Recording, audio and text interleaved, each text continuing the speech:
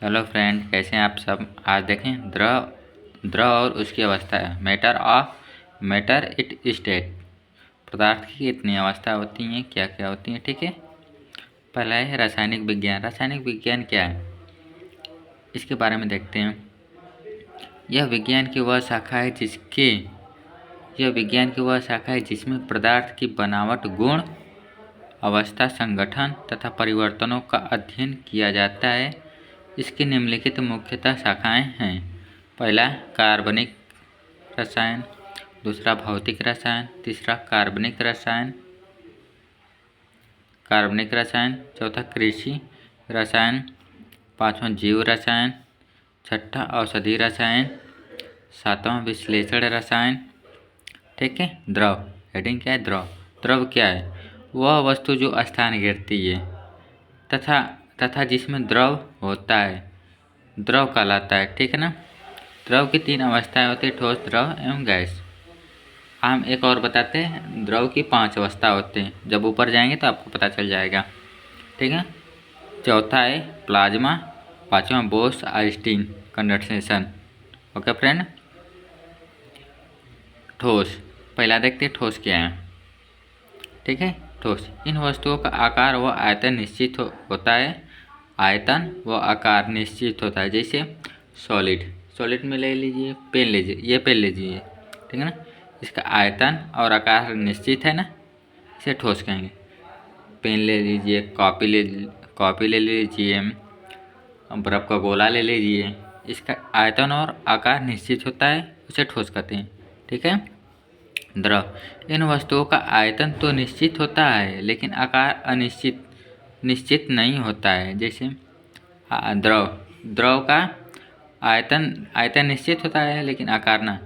जैसे पानी है, एक गिलास पानी ले लीजिए, आयतन तो निश्चित है, आकार तो निश्चित नहीं। पानी में गिलास में रखेंगे, गिलास के शेप का होगा। बॉटल में रखेंगे, बॉटल के शेप का होगा। ठीक है। थाली में रखेंगे, थाली का आकार ले लेगा। ठीक है। उसका आयतन निश्चित होता है लेकिन आकार अनिश्चित होता है। गैस, इसका आयतन तथा आकार दोनों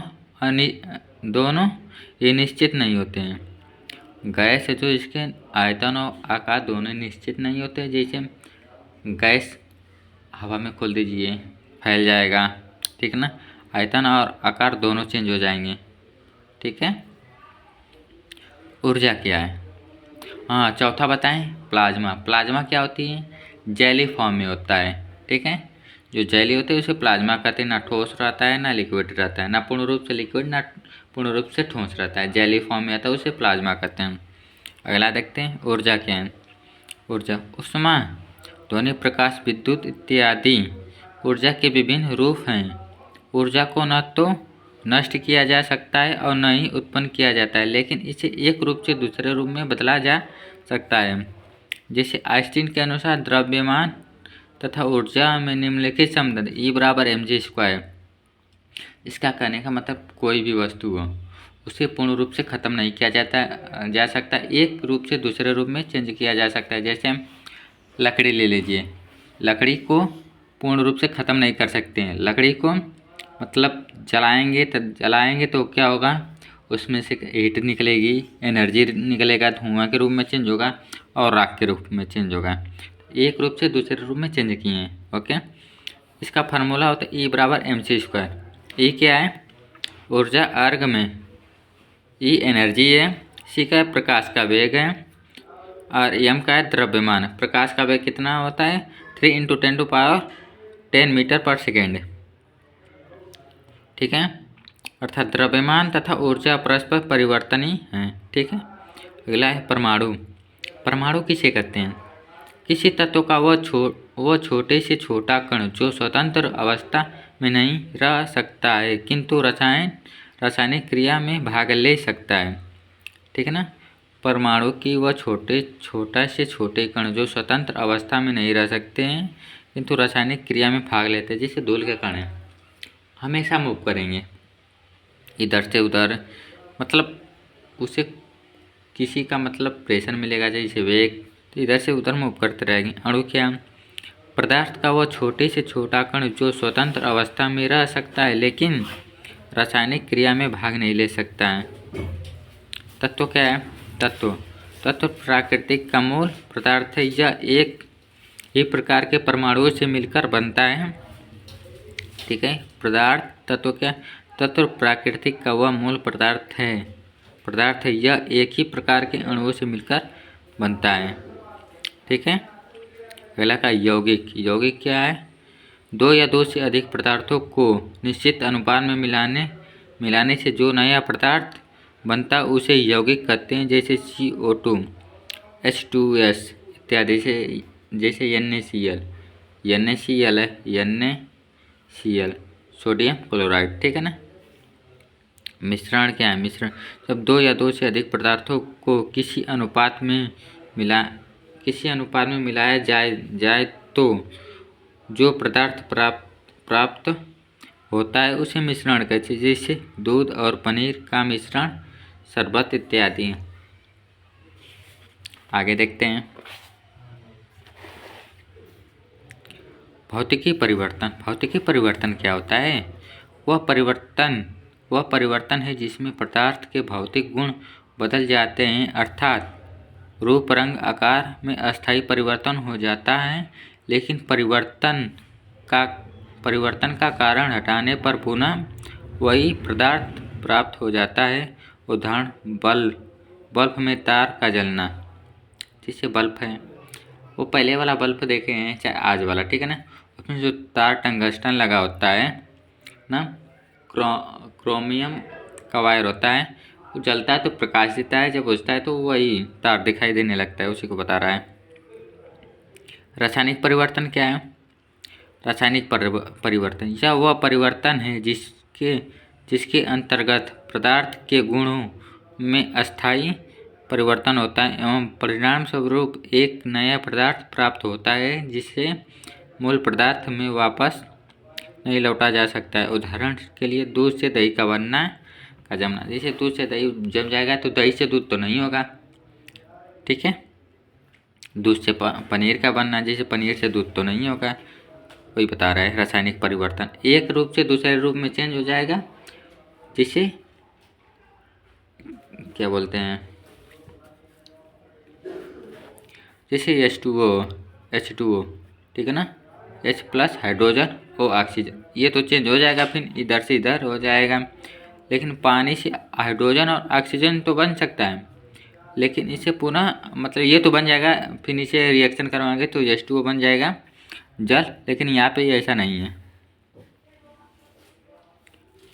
अब देखें द्रव का गतिज आणविक सिद्धांत। यह अणुओं की गति तथा उसकी ऊर्जा में संबंध प्रदर्शित करता है। किसी गति करते हुए कण की गतिज ऊर्जा K × E = 1/2 से प्रदर्शित की जाती है, ठीक है, जिसमें m द्रव्यमान एवं v अणु का वेग है। ओके, अगला वाष्पन। वाष्पन क्या है? बिना गर्म किए किसी द्रव का वाष्पन में बदलना वाष्पन कहलाता है।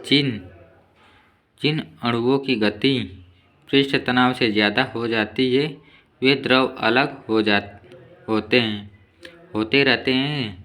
ताप बढ़ाने पर यह क्रिया तीव्र गति से होती है, ठीक है। आसवन क्या है? आसवन किसी द्रव को गर्म करके वाष्प में बदला एवं उसके वाष्प को ठंडा करने पर पुनः द्रव में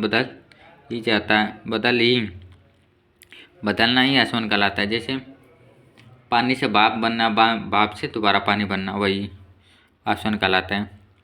ऊर्ध्वपातन क्या है? ऊर्ध्वपातन जब कोई ठोस द्रव गर्म करने पर बिना द्रव में बदले गैसीय अवस्था में बदल जाता है, यह क्रिया ऊर्ध्वपातन कहलाता है, ठीक है।